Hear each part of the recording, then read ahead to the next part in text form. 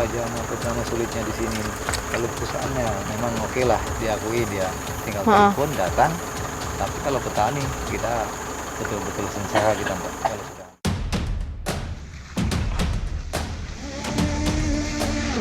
Berarti rugi dong Pak kalau misalkan nggak bisa lewat. Kalau masalah rugi selalu rugi, mobil rusak segala rusak.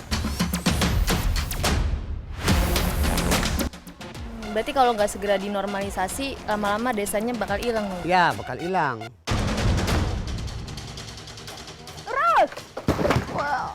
Bencana abrasi yang terus-menerus melanda desa ini nyatanya tidak membuat warga berpangku tangan. Solidaritas mereka justru kian meningkat dan ini adalah salah satu bentuk warga untuk mempertahankan desa mereka.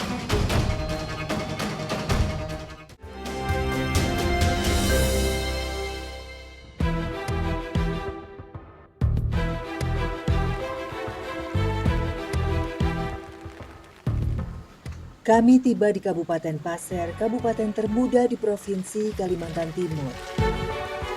Kabupaten dengan luas 11.000 km persegi ini terbagi dua wilayah. Bagian timur yang merupakan dataran rendah, sedangkan di bagian barat merupakan dataran tinggi dari deretan gunung di Kalimantan. Tujuan kami kali ini adalah Desa Segendang di Kecamatan Batu Engau. Jalan yang akan kami lalui kabarnya cukup menantang, berupa jalan batu dan tanah. Ada 13 desa di Kecamatan Batu Engau.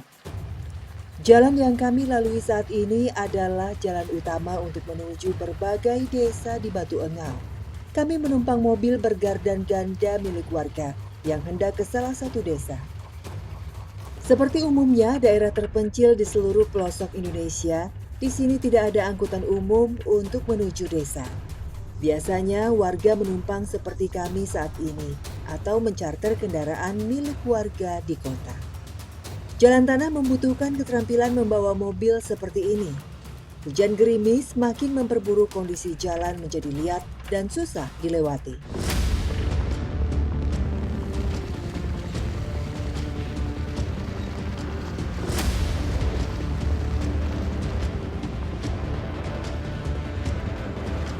Baru sekitar 1 jam berada di mobil, di depan kami tampak antrian mobil. Macet Pak. Sepertinya jalan diblokir oleh warga.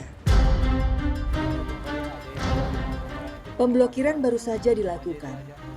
Warga rupanya jengah dengan hilir mudik sejumlah truk perusahaan yang mengakibatkan jalanan hancur. Bagi warga, semestinya perusahaan turut bertanggung jawab untuk memperbaiki jalan warga. Namun kenyataannya, tak ada perusahaan yang peduli. Banyaknya truk yang melintas membuat lubang tanah semakin menganga. Akibatnya menyusahkan banyak pihak, terutama bagi mereka yang tidak mempunyai mobil gardan ganda. Mobil-mobil biasa dipastikan tak akan lolos dari kubangan tanah bekas truk perusahaan. Sebenarnya masalah ini sudah sampai ke telinga pemerintah kabupaten. Kabarnya mereka membicarakan tentang kewajiban memperbaiki jalan.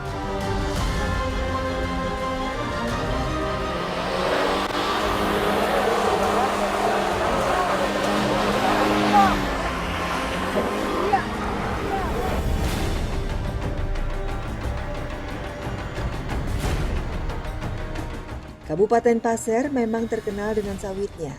Salah satu penyumbang terbesar adalah Kecamatan Batu Engau ini.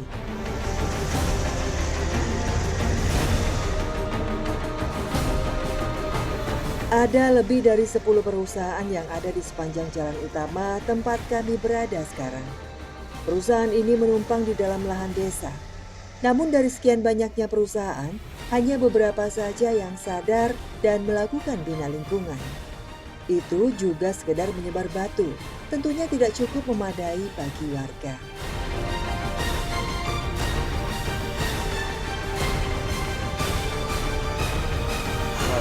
Nama sulitnya di sini.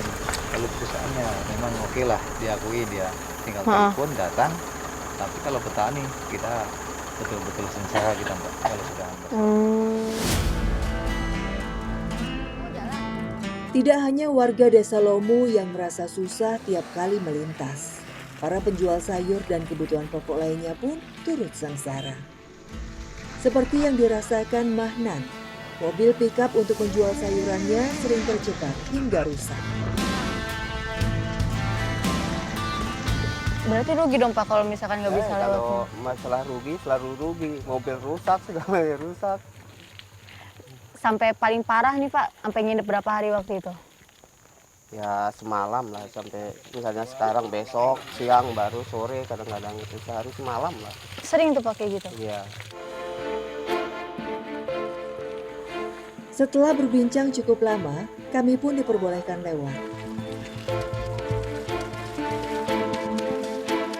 Setelah mendengar titipan aspirasi warga Desa Lomu, saatnya kami menuju ke desa selanjutnya. Saya bisa paham dengan apa yang warga rasakan. Betapa warga sangat kecewa dengan keadaan jalan mereka. Ini merupakan salah satu titik paling parah. Mobil biasa jarang bisa melewati tantangannya. Lubang yang dalam dengan tanah liat di dasarnya membuat ban sulit dikendalikan. Setengah perjalanan mobil kami masih aman. Namun di tengah perjalanan, lagi-lagi kami harus tertahan.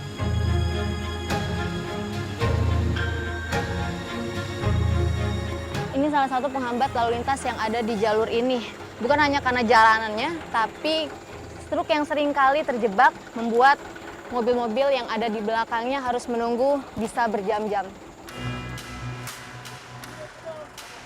Jika sudah begini, mau tidak mau awak truk turun dan dengan segala cara mengupayakan truk bisa lolos.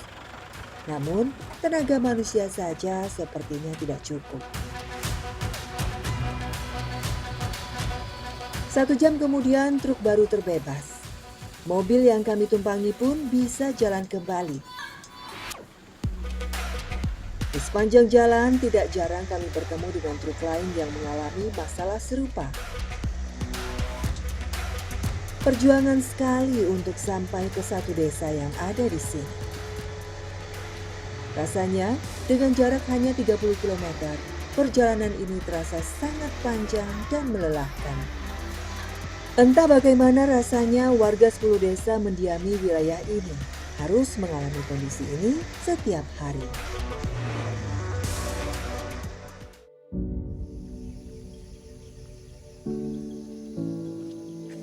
Desa Segendang merupakan salah satu contoh dari belasan desa yang ada di Kecamatan Batu Engau. Terdapat 165 kepala keluarga di sini.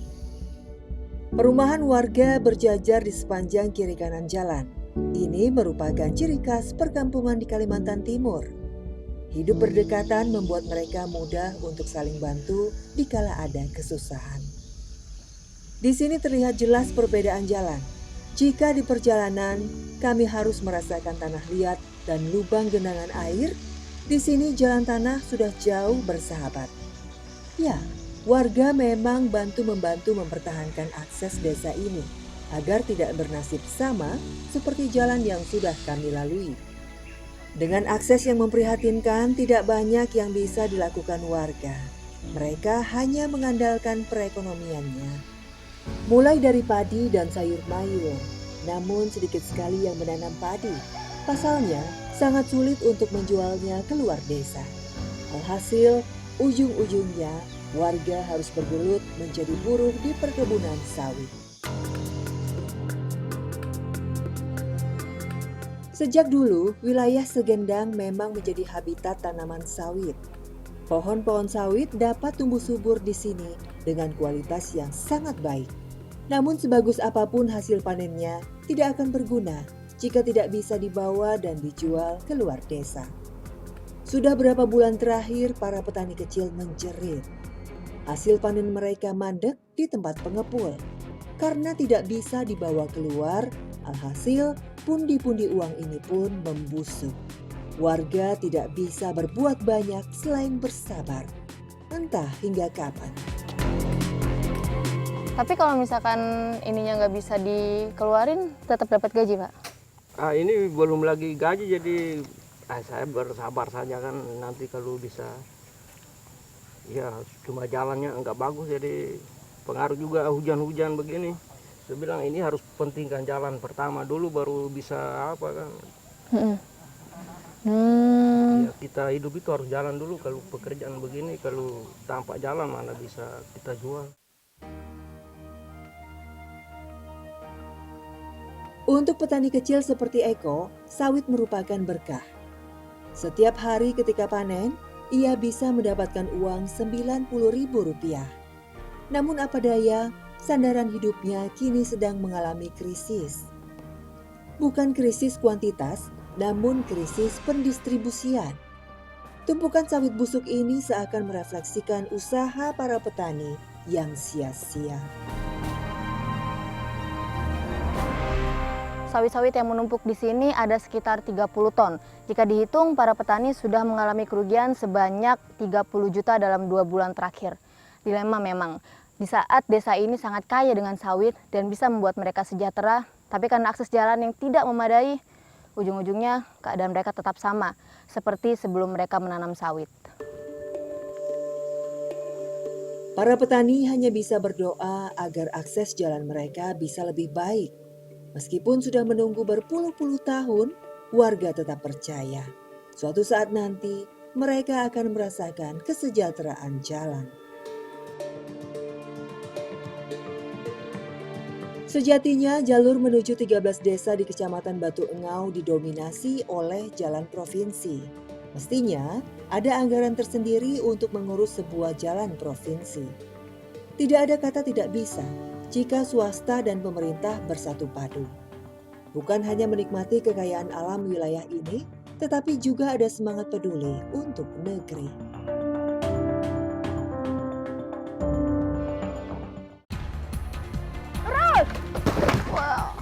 Bencana abrasi yang terus-menerus melanda desa ini nyatanya tidak membuat warga berpangku tangan. Solidaritas mereka justru kian meningkat dan ini adalah salah satu bentuk warga untuk mempertahankan desa mereka.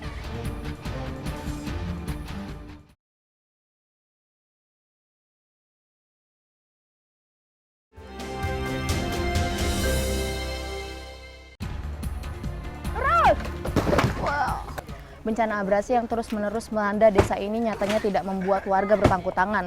Solidaritas mereka justru kian meningkat dan ini adalah salah satu bentuk warga untuk mempertahankan desa mereka.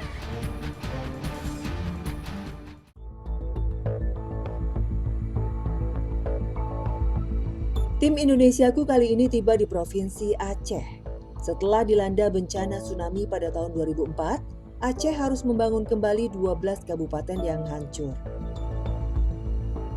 Kabupaten Aceh Selatan misalnya, terdapat 18 kecamatan di sini. 5 kecamatan diantaranya menjadi korban luapan air laut dahulu. Kali ini kami berada di Kecamatan Kluwet Tengah. Daerah ini memang tidak dilewati tsunami, namun menjadi salah satu yang mendapatkan imbasnya hingga kini.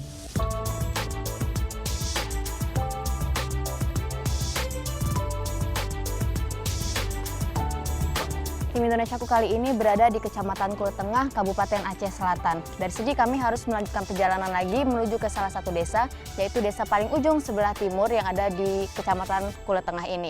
Dan katanya desa ini terancam hilang karena semakin tergerus abrasi. Bagaimana kisahnya? Ikuti perjalanan kami. Siap, Bang? Yuk.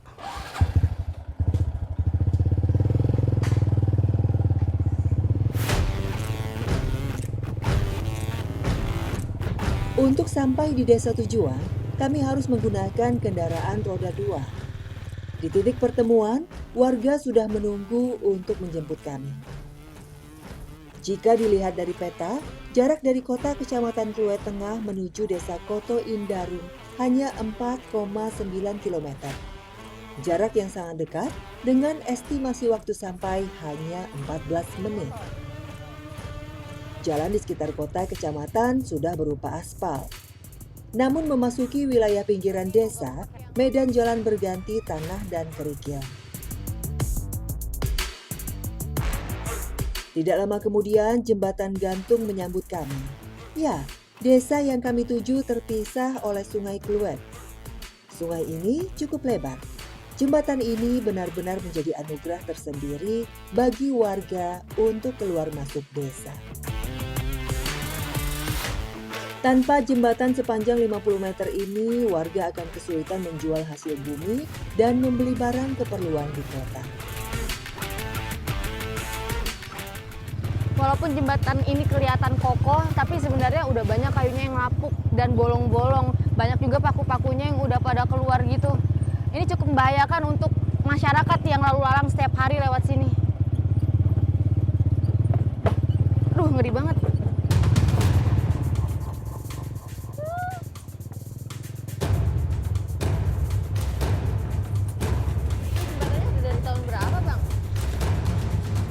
Berada di atas jembatan ini cukup menyurutkan nyali saya. Walaupun sudah terbuat dari material campuran, yaitu kayu dan besi, tapi saya masih bisa merasakan jembatan bergerak dan bergoyang.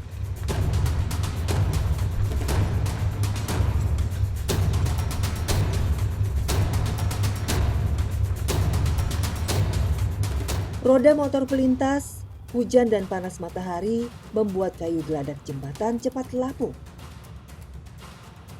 Lihat saja, ruas-ruasnya yang makin renggang dan hanya ditambal dengan kayu dan papan kecil.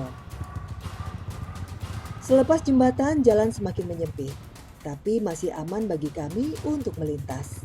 Di tengah jalan, kami bertemu dengan 2 orang pengendara lain. Wah, kenapa tuh Bang? Nggak tahu.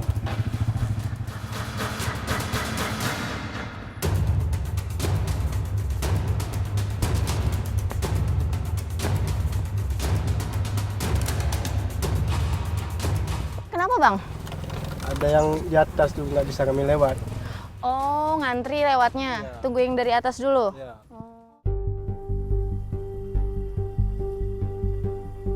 Ya, ternyata 2 pemuda ini sedang menunggu giliran melintas, karena jalan hanya cukup untuk lewat 1 motor. Jalur ini telah lama dikeluhkan warga. Abrasi telah mengikis hampir seluruh badan jalan. Namun, warga tak punya pilihan, karena hanya dengan jalur ini mereka bisa cepat sampai ke desa. Sementara jalan alternatif memutar melewati hutan juga tak kalah susah medannya untuk ditempuh. Badan jalan yang musnah terpaksa diganti jalur tanjakan curam ini. Namun suka atau tidak, inilah satu-satunya jalan yang warga punya. Wanita, laki-laki, tua maupun muda harus bisa bersahabat dengan jalur yang sebenarnya berbahaya ini. Setelah warga yang dari atas sudah turun, giliran rombongan kami yang melintas. Berada di atas tebing yang berbatasan langsung dengan sungai ini, barulah saya bisa merasakan ketegangan melewati tanjakan curam ini. Kontur tanah yang gembur bisa longsor kapan saja, terutama bagi warga yang membawa raga seperti Hashim. Dengan barang bawaan cukup banyak, bebannya tentu lebih berat dibandingkan pengendara lain. Ditambah kendaraannya yang lebih lebar, jika tidak hati-hati, raga bisa oleng dan jatuh terbalik. Kalau hujan tuh nggak bisa naik, kita harus turun kita dari kereta. Kita bawa masukkan gigi, naik kan terus kereta tuh. Barang taruh di bawah dulu. Tapi ini kan jalanannya lumayan lebar nih Bang, buat 1 motor, nggak bahaya-bahaya banget dong harusnya. Kalau hujan, kalau kayak gini, kalau panas memang nggak bahaya. Kalau hujan tuh licin. Dulu tuh kecil. Itu sekarang ini kan kami tuh kan siap hujan kan kami gotong royong. Udah kami lebarkan biar nggak susah lagi bawa keretanya.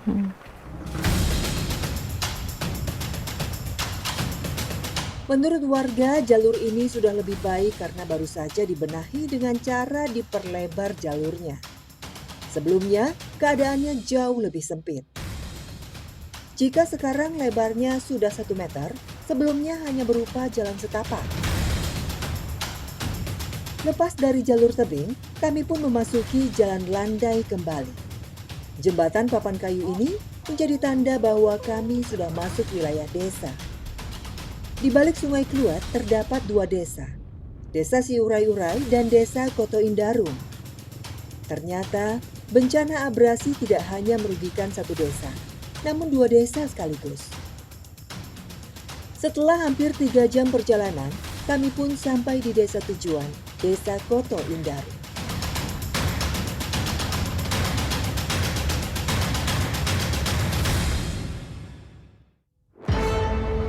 Abrasi yang terus-menerus melanda desa Indarung kian membuat warga was-was. Tanah mereka yang dahulu sangat luas, sedikit demi sedikit hilang terkikis. Seperti yang dialami Ibu Edes, rumah tempat tinggal bersama keluarganya habis ditelan abrasi. Kini ia harus bersabar tinggal menumpang di rumah dinas sekolah. Rumah ini seharusnya adalah fasilitas untuk guru yang mengajar. Namun, karena Bu Edes lebih membutuhkan, jadilah ia yang menempati. Sekarang nggak punya rumah lagi, Bu? Udah ada, cuma belum siap. Lagi bangun rumah. Di sini udah berapa lama? 3 tahun. Udah 3 tahun. Gimana, Bu, perasaannya? Biasanya biasa. Kemarin sih ya susah. Sekarang karena udah ada rumah, aman sedikit. Beli lagi dong, Bu, bangun dari ulang. Ya. Kembali dari nol. Setiap air sungai meluap dan meluluh lantakan bangunan di sekitarnya, ada saja rumah warga yang hancur. Jika sudah begini, pemilik rumah hanya bisa pasrah. Ketika rumahnya hancur, mereka langsung berbondong-bondong membantu membersihkan sisa bangunannya. Rumah ini dulunya sangat besar. Terdapat 4 ruas ruangan, namun setelah dilalap air, sekarang tinggal dapur ini saja yang tersisa. Marni, pemilik rumah, sekarang hanya bisa mengumpulkan serpihan sisa rumahnya. Ia berharap suatu saat serpihan rumahnya dapat digunakan kembali untuk membangun rumah baru. Namun, entah kapan.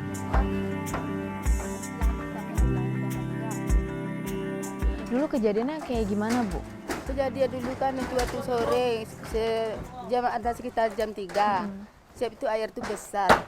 Aku nggak tahan lagi, aku suruhlah ada anakku satu tuh naik ke atas, bongkarnya lah tuh apa tuh atapnya tuh kan. Siap itu sampailah malam bongkar, nggak berhenti. Siap itu lampu padam, bongkar terus pakai senter aja lah. Dapat terus. Wow. Kejadian yang begitu cepat seakan tidak membolehkan Marni meratap. Sudah tidak terhitung banyaknya kerugian. Air matanya seakan mengering seiring rumahnya yang hampir rata dengan tanah. Namun, tolong-menolong dan kebersamaan warga bisa jadi membuat semangat Marni kembali bangkit. Bencana abrasi yang terus-menerus melanda desa ini nyatanya tidak membuat warga berpangku tangan. Solidaritas mereka justru kian meningkat dan ini adalah salah satu bentuk warga untuk mempertahankan desa mereka. Kehadiran pemerintah untuk memberikan solusi yang nyata tentunya masih dinantikan warga.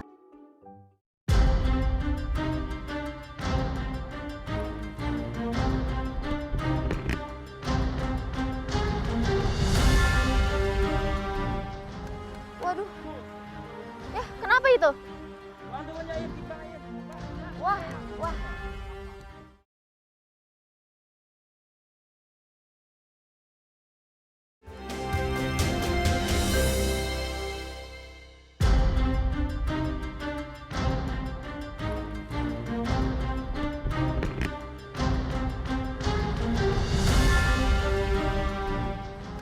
Waduh, ya kenapa itu?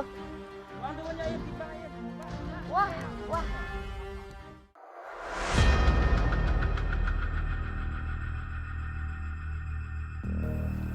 Tidak hanya rumah yang menjadi korban, sawah, ladang dan kebun warga pun habis ditelan air yang meluap. Seperti yang dialami Zainal. Zainal cukup beruntung karena rumahnya masih utuh, tidak terkena terjangan abrasi. Namun sawah dan ladang tempat ia bekerja habis, tidak tersisa. Sejak sawahnya hilang, mau tidak mau Pak Zainal pindah dan membuka lahan baru. Daerah di sekitar hutan Zainal pilih karena tanahnya yang subur untuk dijadikan ladang barunya. Mata pencaharian warga mayoritas adalah petani. Tanah yang subur adalah salah satu alasan kenapa warga senang hidup di Desa Indarung.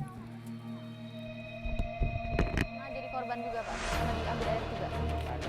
Minggu-minggu ini merupakan waktu panen. Lahan seluas 1 hektar ini penuh ditumbuhi jagung yang sudah matang. Tapi enakan sawah yang di bawah dulu atau di sini Pak? Kalau enak di sana, Enakan sana? ya, enak sana bawah sana. Kenapa Pak? Nah, karena begini kan, bahayanya itu nggak terlampau banyak. Misalnya ke sini nanti malam babi yang monyet gitu kan. Kalau semak gini tikus pun di kampung pun ada kan. Itulah. Ya, ladang baru, masalah baru. Sudah tidak terhitung berapa rupiah harus Pak Zainal ikhlaskan pasca sawahnya yang hilang. Selesai panen, biasanya jagung dijemur terlebih dahulu. Namun kali ini, Pak Zainal akan menjualnya langsung kepada tengkulak yang sudah memesannya.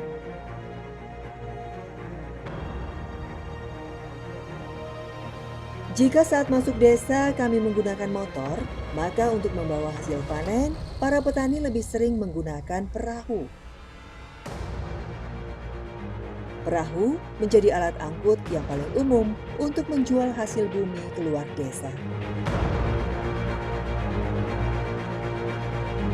Hasil bumi mereka pikul hingga ke tepi sungai, tempat di mana perahu mereka menunggu. Satu perahu ini maksimal hanya bisa memuat 5 orang dan 10 karung penuh jagung. Setelah menaikkan semua muatan, kami pun berangkat.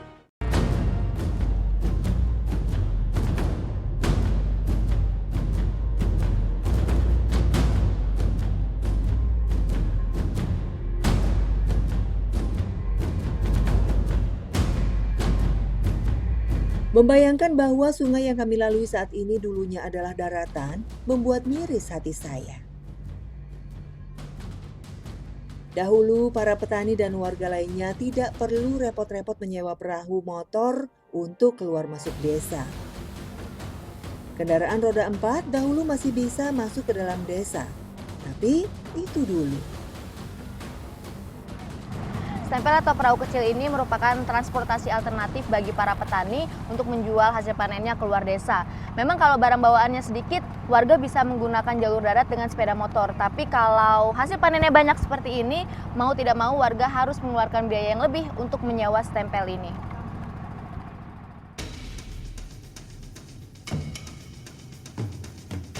Perahu ini tidak gratis.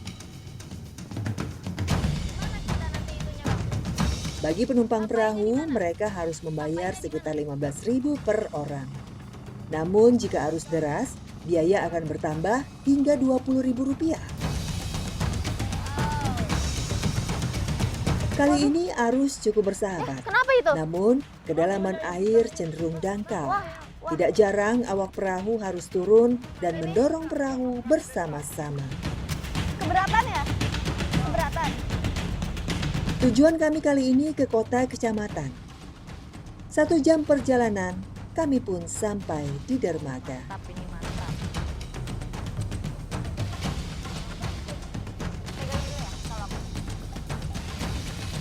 Di pinggir dermaga sudah ada tengkulak atau agen jagung yang sudah menunggu.